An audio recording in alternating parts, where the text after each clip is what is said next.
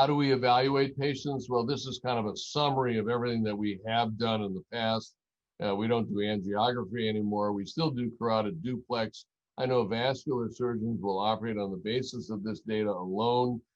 I don't. I want to add carotid Doppler with either an MRA or a CTA, and rarely do we use a platelet scintigraphy anymore. So it's predominantly a Doppler study as a preliminary, and then either MRA or CTA. Here's an example of an angiogram that shows a nice ulceration within the plaque.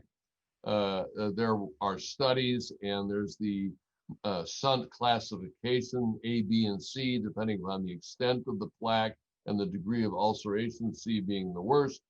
Again, another argument for a patient that might not have totally severe stenosis, but they've got a really ratty or irregular stenotic lesion with a big ulceration. There you might push your neurologist to do transcranial Doppler to see whether there are increased embolic events.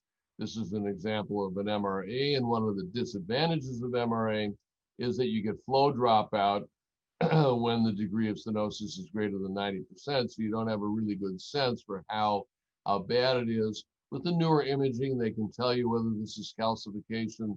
We can do a wall study to see how much of it is inflammation and how much of it is soft plaque and how much of it is calcified plaque.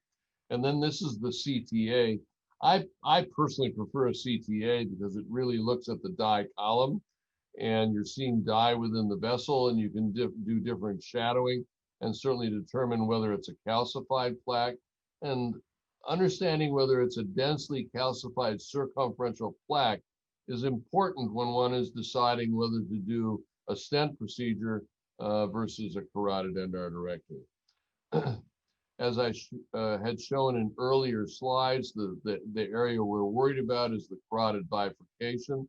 There's turbulence of flow. The turbulence of flow induces injury and the deposition of lipid and the formation of platelet aggregates, which can cause the distal embolic events.